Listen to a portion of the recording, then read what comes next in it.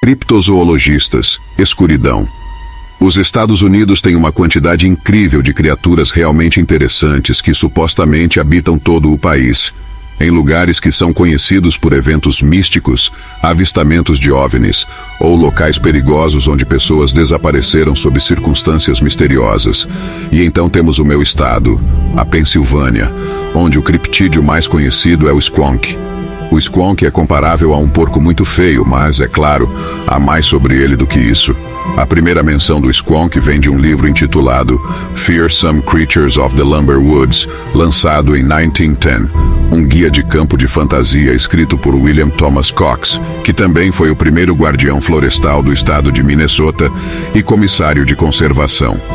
O livro era uma espécie de guia de referência sobre criaturas folclóricas da América do Norte e é a principal fonte de várias histórias assustadoras habitantes dos Estados Unidos e Canadá. Ele até inclui classificações em latim feitas por George Bishop Sudworth, um dendrólogo-chefe do Serviço Florestal. O Squonk, ou Lachromocorpus dissolvens, como Sudworth o chamou, é descrito como uma criatura patética com pele mal ajustada, vivendo nas florestas de abetos dos Poconos, no nordeste da Pensilvânia. Basicamente, é um porco coberto de verrugas com orelhas parecidas com couve-flor, 4 patas e presas tortas, e seus olhos estão constantemente lacrimejando. A história do Squonk é uma forma de apelo para cessar a destruição do habitat da floresta de abetos.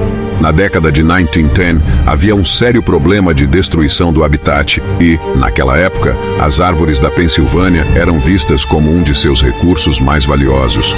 No entanto, com o tempo, a área florestal diminuiu drasticamente devido à exploração excessiva e ao aumento da erosão do solo e incêndios florestais.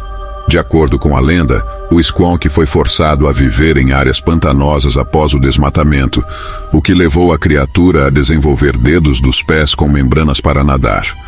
Mas a infelicidade do Squonk não parou por aí. Devido à sua aparência desagradável, suas constantes lágrimas e sua falta de habilidade para nadar adequadamente, a criatura acabava se afogando em lagos. Eventualmente eles voltavam para as florestas de abetos, onde choravam e comiam constantemente. De fato, o choro é a especialidade do Squonk. Acredita-se que ele possa se dissolver em um lago de lágrimas quando acuado ou capturado.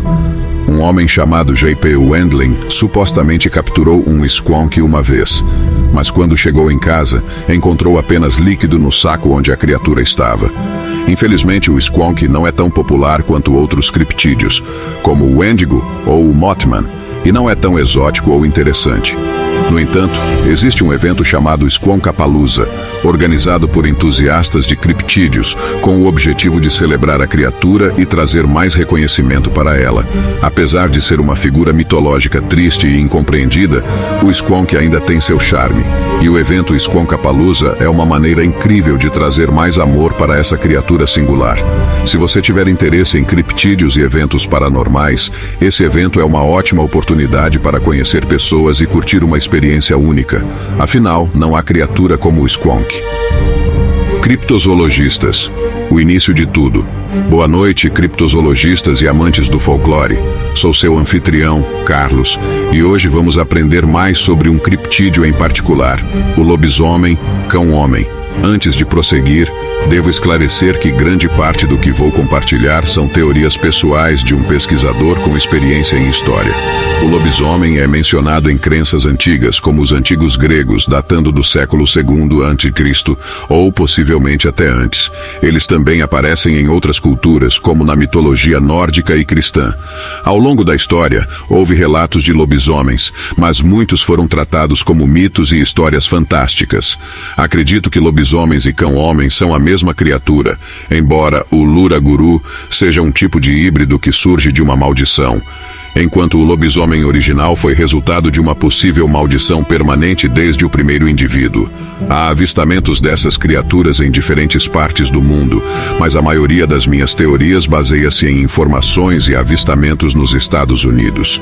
Esses criptídeos são descritos de várias maneiras, como possuindo cabeça de lobo, pastor alemão, coiote e até hiena, com corpos humanoides e pernas semelhantes às de cães, permitindo que eles se movam em 2 ou 4 patas. Parece que existem diferentes tipos de lobisomens, assim como existem diferentes tipos de humanos, com características variadas, como cor dos olhos e cabelo. Eles são geralmente muito altos, medindo em torno de 7 pés, aproximadamente 13 metros, e têm um cheiro desagradável, sendo descritos com odor de enxofre, lixo e putrefação. Acredito que eles vivem em grupos, ou matilhas, e podem ser territoriais. Alguns avistamentos sugerem que eles podem se comunicar entre si por meio de uma ligação mental, ou mind link, mas os humanos tendem a bloquear essa comunicação por medo ou falta de abertura para essa possibilidade. Outro ponto interessante é que esses seres são frequentemente associados a superstições e lendas, sendo muitas vezes considerados como demônios por algumas religiões. No entanto, é importante lembrar que eles são animais como nós, com habilidades e inteligência diferentes. Além disso, algumas pessoas acreditam que o 7º filho homem de uma família pode se tornar um lobisomem, mas isso pode ser evitado se o presidente adotar a criança, de acordo com uma superstição argentina. Enfim, é fundamental manter a mente aberta e aprender o máximo possível sobre essas criaturas, caso algum dia nos deparemos com elas durante acampamentos ou expedições. Se encontrarmos um lobisomem, devemos respeitar seu território e lembrar que eles têm direito de existir assim como nós. Se eles forem agressivos, é importante relatar a situação às autoridades, mas se estiverem apenas defendendo seu território, devemos deixá-los em paz. Agradeço por nos acompanhar nessa jornada criptidológica. Se você tiver algum avistamento ou experiência para compartilhar, sinta-se à vontade para me enviar um e-mail. E não se esqueça de curtir, se inscrever e compartilhar o vídeo. Espero vê-los na próxima. Criptozoologistas ativos. Eu estive várias vezes na floresta e pude identificá-la por causa da paz e serenidade que ela transmitia. Aproveitei esse momento para me conectar com o ambiente. Havia áreas onde podíamos enxergar longas distâncias, enquanto outras limitavam nossa visão a talvez uns 40 metros. Enquanto caminhávamos pela colina, falávamos entre nós sobre as chances de avistar veados, e concluímos que o topo da colina seria o melhor lugar, já que teríamos uma visão ampla dali. Após encontrarmos um ótimo lugar para montar nossa barraca com uma vista maravilhosa no topo da colina, fizemos uma fogueira, assamos marshmallows e nos fartamos com a comida. Logo começamos a ficar um pouco cansados e decidimos descansar na barraca. Por volta de 1h30 da madrugada, começamos a sentir sono e nos preparamos para dormir. No entanto, ouvimos ruídos de galhos se quebrando que pareciam mais altos do que os causados por guaxinins ou esquilos. Preocupados, sussurramos um para o outro, questionando quem poderia estar lá fora. Em seguida, começamos a ouvir barulhos de respiração, algo que nunca tínhamos escutado antes. Quando decidimos confrontar quem estava lá fora, lançamos uma emboscada, mas ao olhar, percebemos que não era o irmão do George tentando nos assustar. Na verdade, vimos uma criatura peluda e larga, com cerca de 3 a 4 pés de largura, parecendo ter ombros e peito. Nossos olhos se encontraram, e vi que seus olhos eram completamente pretos. George disse apavorado que era o Pé Grande, Bigfoot. Então, começamos a correr como verdadeiros atletas. Fomos até a casa do George e pedimos para entrar desesperadamente.